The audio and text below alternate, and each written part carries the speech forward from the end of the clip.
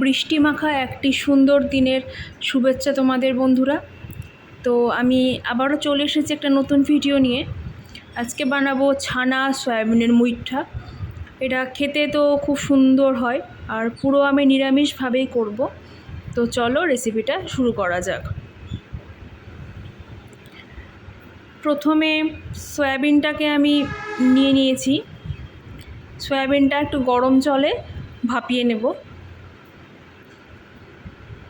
আমি ছোট দানার সয়াবিনটা নিয়েছি, তোমরা চাইলে বড় দানাটাও নিতে পারো।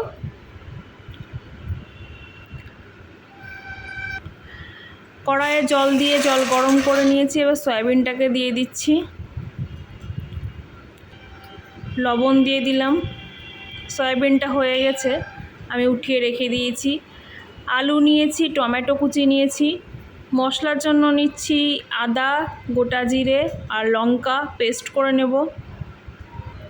সয়াবিনটাকে ভালো করে জল ঝরিয়ে নিয়েছি। এবার মিক্সারে আমি এটাকে গ্রাইন্ড করে নেব।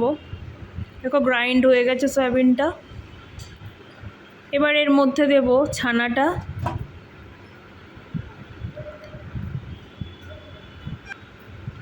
লবণ,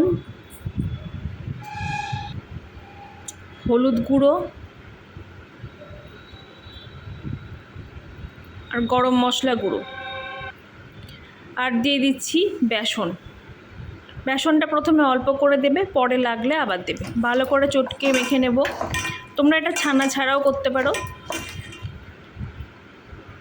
এই যে দেখো ভালো করে মেখে নিয়েছি। এবার কড়াইয়ে তেল বসিয়ে দিচ্ছি। সাদা তেল নিয়েছি। মুইঠাগুলো আমি বানিয়ে নিয়েছি দেখো। এবার ফ্রাই করে নেব। প্রথমে তোমরা 2-3টে মুইঠা দেবে, অল্প করেই দেবে। যদি লেগে যায় তাহলে আরেকটু বেসন মিশিয়ে তারপরে করবে। মুইঠাগুলো আমি ভেজে উঠিয়ে নিয়েছি। এই মুইঠাগুলো এমনিও শুধু মুখে খেতে ভালো লাগে, খেতে পারো। আচ্ছা, কড়াইয়ে আবারও দিয়ে দিয়েছি আমি সর্ষের তেল। ফোড়নে দিচ্ছি তেজপাতা, শুকনো লঙ্কা,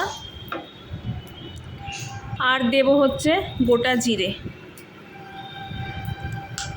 ভালো করে নেড়ে নিই। আচ্ছা, এবার দিয়ে দিচ্ছি আলু আর টমেটোটা হালকা লাল করে একটু ভেজে নেব।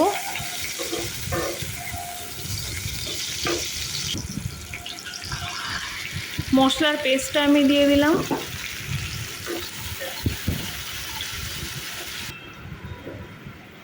হলুদ গুঁড়ো দিচ্ছি, লবণ,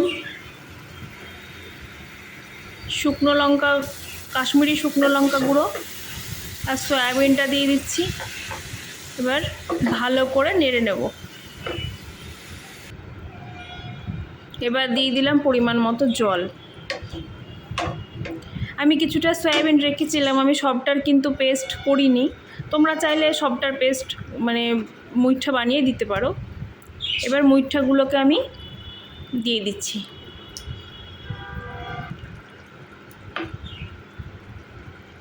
একটু হালকা হাতে নাড়বো, বেশি নাড়বে না, তাহলে কিন্তু ভেঙে যাবে। ঘি দিয়ে দিলাম। নামানোর আগে গরম মশলা দিয়ে ঘি দিয়ে নামিয়ে নেবে।